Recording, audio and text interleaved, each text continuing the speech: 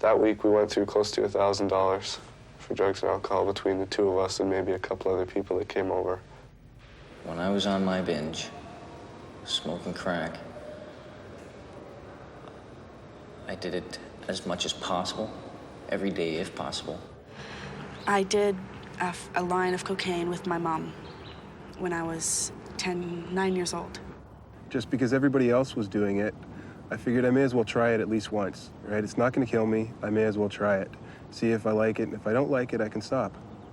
The doctor told me the next day, or a couple of days later, another hour or so, I would have been dead because of sniffing.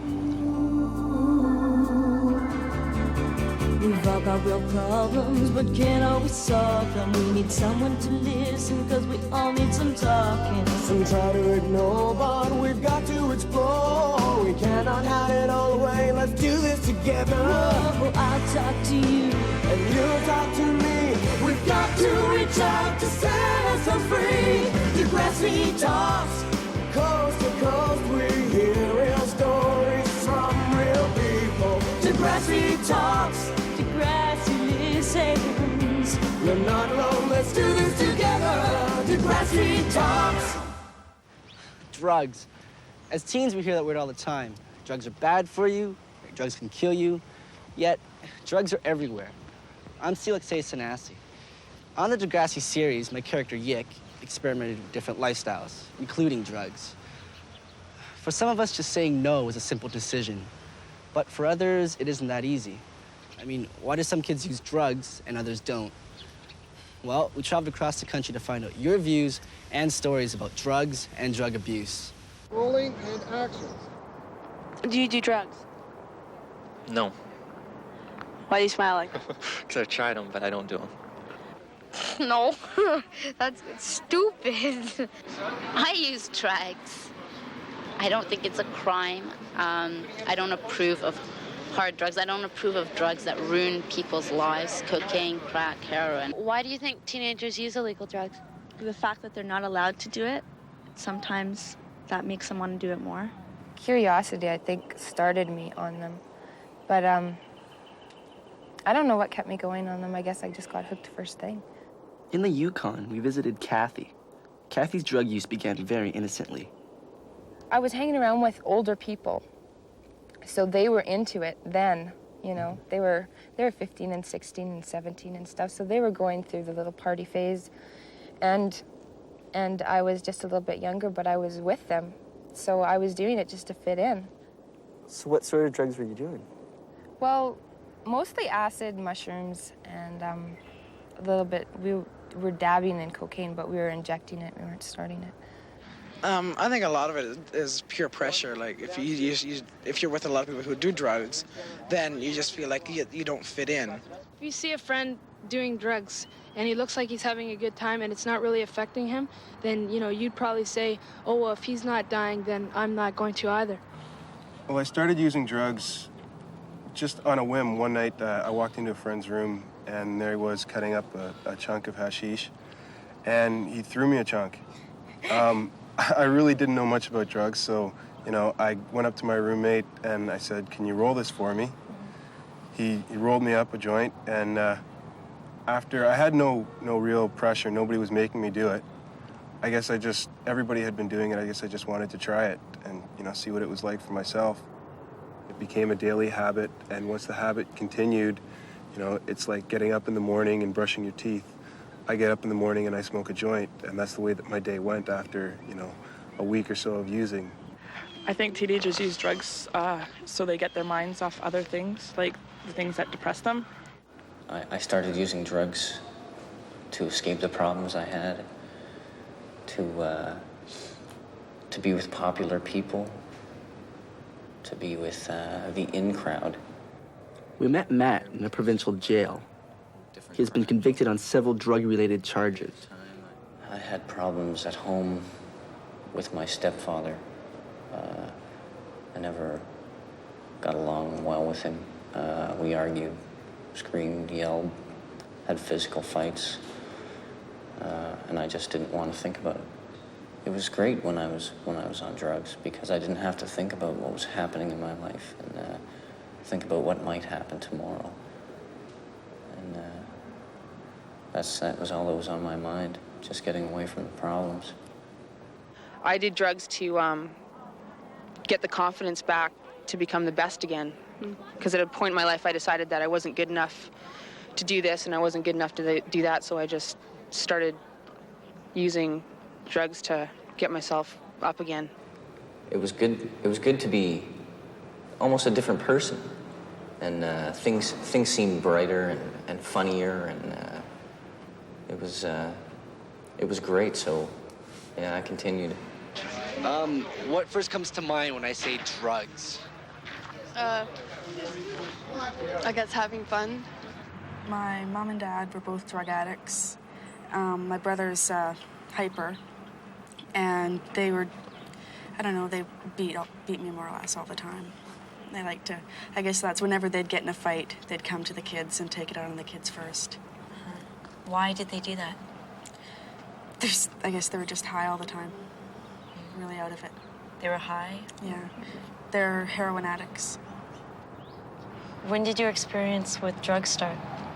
I did a line of cocaine with my mom when I was 9 years old. And she told me that if I was ever going to do drugs, she'd want me to do them under her roof. And one day she just pulled it out and made me do it. So ever since then, I kind of liked the feeling of cocaine.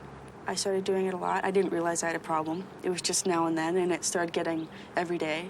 I didn't realize it until one day there was none there. And then I realized that I needed it.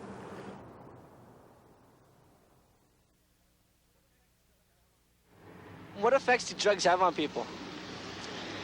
They get you stoned, you get high. I was withdrawn totally from everything. I would hide. I would smoke my drugs, and I wouldn't eat. I lost approximately, I guess, 25 pounds. I spent everything I had. Had no regard for my family, for any of my friends.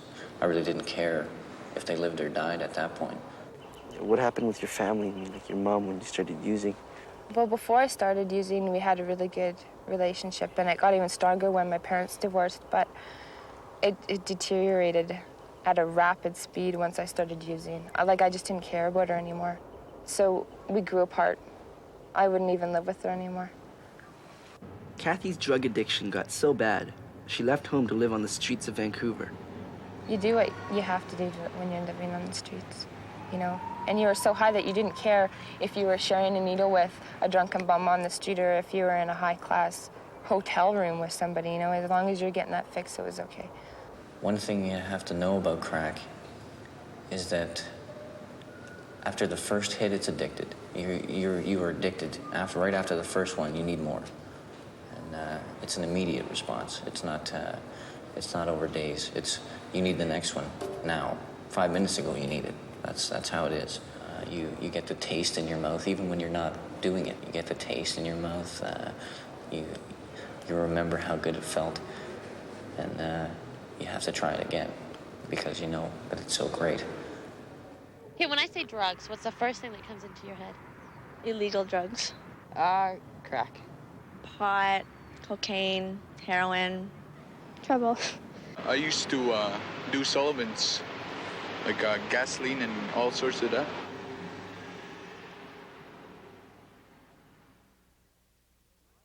No problem, Pat. Brian is the youth chief of his band in Norway House, north of Winnipeg. Until a few years ago, Brian was a serious solvent abuser. Why? Yes, solvent abuse has been an issue for Native communities for many years. And in some areas it's getting better, some areas it's getting worse. And I think one of the reasons why a lot of Native communities, people in Native communities use solvent is because that's what's readily available. That's what gets you away from the hardship, the pain that you might be experiencing in your life. For me, that's what it was. It was something that I could do that I didn't really have to use my mind. I didn't have to feel any pain. At what age did you start abusing solvents? Well, I guess I did start at a very early age. I started I think I was about 7 or 8 years old around there. And it's hard for me to recall back, you know, because of the effects solvents have had on me. You know, a lot of memories are not there. But I started very early. I don't know, for a long time I wouldn't tell anybody that I use glue, you know, like I'm a glue victim or I'm a glue squish head or whatever, you know. I wouldn't tell people that because I always thought that they'd look down at me like you're too poor to like buy acid, or you're too poor to buy a gram or an ounce or whatever, you know. And I always figured, well, they would kind of look down on me, or, you know, they're going to kind of think I'm some kind of whacked out individual. What side effects happened when you were on the drugs? A lot of nausea, a lot of blackouts, loss of memory loss, a lot of bad side effects. We locked ourselves in a house, and we sniffed there. Geez, I don't know how long it was, a couple of days. And eventually someone had found out, and the RCMP had to come and break into the home to take us out of there. And the doctor told me the next day, or a couple of days later, another hour or so, I would have been dead because of sniffing.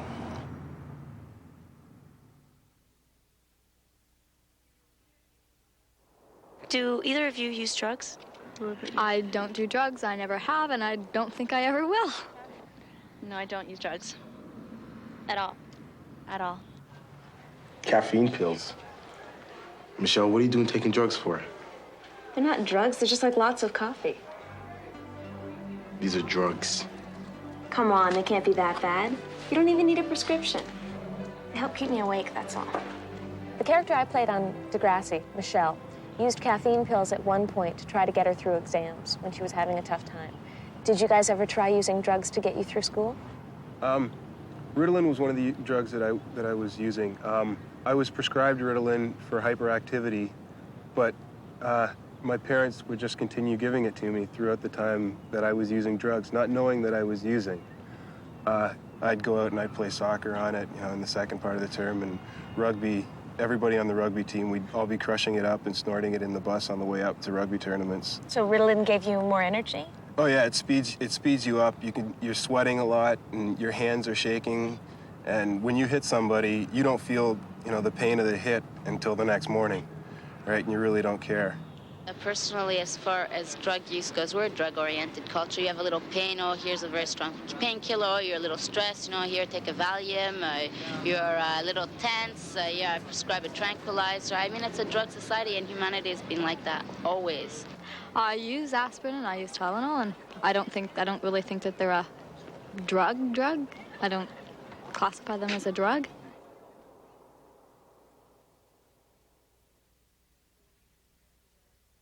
What would you consider to be drugs? Coke, grass. Do you consider smoking a drug? No. Well, probably not. What happened when you tried your first cigarette? It was about 2 weeks ago. I thought it tasted like a barbecue. Nothing happened. Tell me about your first cigarette. First cigarette. Okay, I was at a friend's house. He said, try this, so I tried it. My head got right dizzy, and well, I threw up all over the place, basically, and I kept smoking. Isn't that strange? What joy do you personally get out of smoking, man? I enjoy it personally. I really enjoy smoking, and I'll say I'm addicted to it. I felt kind of awkward when the guy asked me why I smoke. It's a hard question to answer. I know smoking's bad for me, but I'm addicted. Nicotine is a drug, and like any other drug addiction, it's gonna be really hard for me to quit. So if you're a non-smoker, it's stupid to start. Trust me. I'm a smoker, so I don't think there's anything wrong with it. I mean, besides your fingers get a little yellow and...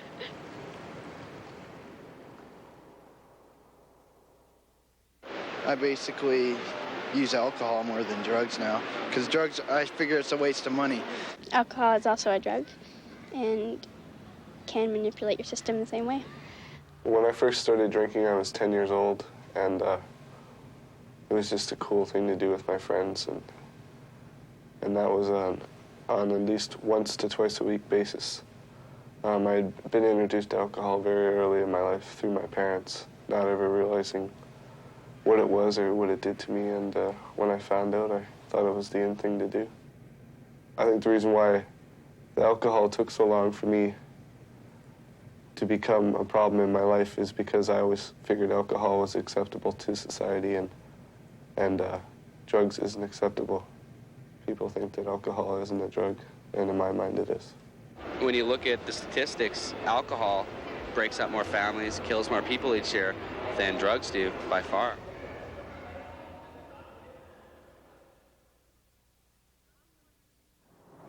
How can one person's drug abuse affect other people? Well, after using drugs for a long time, people start to get really moody, and that can cause fights between family and friends, and you can lose a lot of friends. Right now, my brother Jamie just turned 17, but he's been using drugs for 4 years and drinking for 6 years. Some kids feel that when they're using drugs, like, hey, it's my problem, I'm not hurting anybody. How do you feel about that? I think drug users who think that they're only hurting themselves when they're using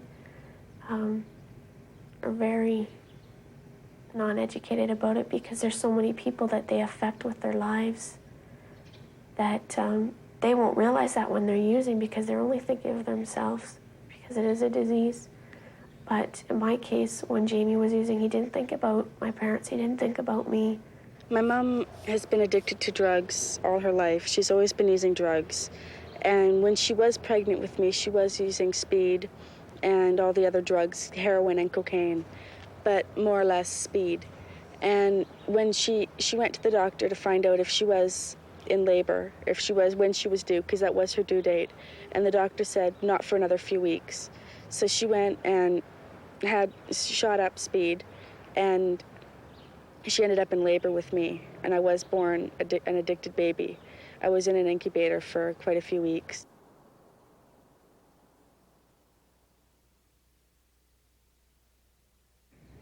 How do you feel about the fact that you caused your family so much pain? When I was abusing, I didn't think of pain at all. I tried to think of it as little as possible. As far as the pain that I was causing my family, I didn't think I was causing them any pain when I first started abusing, and it got to the point where I didn't care if I caused them pain. When things were at the worst between me and Jamie, I actually hated him, and I didn't care if I ever saw him again. And that was really hard when you think back to it, because you always grew up learning to love each other. But at the same time, he ripped my family apart, and I hated him for doing that. People use drugs for various reasons. The decision to start can be very simple, but for some, using can dominate their lives. I was living on the streets, and this guy asked me if I wanted to get high, so I said yeah. And he didn't know how to do it. And I was 17 at the time. I could tell by the way he was handling it that he just didn't know what he was doing. So I took it, and I fixed him, and then I fixed myself. And then I could see myself, you know, like I could see myself sitting there, and I felt so dirty, and that made me want to get sick, you know. I was so sick of it. And I was on the plane in 4 hours. I was back on White Horse. And that's when you decided to quit? Yeah, and I haven't fixed since then. I reached a point in my life and point in time in my life where I said, you know, I have no future. I have no past. I have nothing. And there's this girl that, you know, that really does care about me, and you know, and I felt it. And of course I returned that love for her. And I reached a point in my life, I guess, where, you know, I was just existing. We sat down and we talked about it, and you know, I admitted that I've been using and how long I've been using and what I've been doing. And you know, my mother said, if you want some professional help, you know, we're more than willing to help you. What was it like there at the center? In one word, at the center, it was hell. I heard some stories that were really scary, and I told some stories that were really scary and nuts. You know, you get to realize that you weren't in your right mind at all. You were insane this whole time that was going on, and it's really scary. Are you clean now? I'm clean as sober, and I feel a lot better about myself now than I ever have. The hardest thing about treatment for me was admitting the fact that I was a drug addict, and it was easy to say that I was, but actually accepting it was very hard for me. How'd you guys feel about each other when you were going through the rehab, the family rehab? I felt really good that my sister actually told me she loved me, and then I told her I loved her. It's been the first time in a long time. It was really good. That was hard though, because you're so emotional, because it's like you haven't said it in a long time. When you grow up through your teenagers, you don't go around saying to your brother that you love him, but. And I can see that a lot of the pain has been apologized for, and the stuff that hasn't will be in the future. And I just hope things never get as bad as they used to be. I think she needs a hug. The drug issue is confusing. We all know that the hard stuff is bad for us, but so is the abuse of legal drugs, such as alcohol, nicotine, and prescriptions. We live in a drug culture. But the good news is that fewer teenagers are using illegal drugs today than they did 10 years ago. So we're aware of the issues and we're finding other ways to get high. Excuse me, could you stop for a second? Guys, I just wanted to know if it's okay if I ask you a few questions about what makes you naturally high? Okay. What makes you naturally high? I like the outdoors. I like to get away and go canoeing, fishing, and camping. Oh, we play at the arcade, and we bike ride a lot. And we play Nintendo. Rap and dance mostly with my partner Pisces over here. This is gonna sound corny, but I get really high talking to my mom because she's just hilarious. She's got a really, really great personality, and my family life is pretty cool. Great. We have to stop blaming others. We have to take responsibility for our actions. In the Indian culture, in our culture, we try to implement 4 principles in our lives, and that is to respect, to be honest, to love, and to share. If we have these principles in our lives, we will stop poisoning ourselves. If I walk out of here again and I end up getting hooked, I'll end up doing more crimes. It's a sad way to go, all because of a stupid thing like drugs. I've been doing drugs so long, at least it seems long to me, that it's going to be quite a challenge to quit. But I really hope I can do it.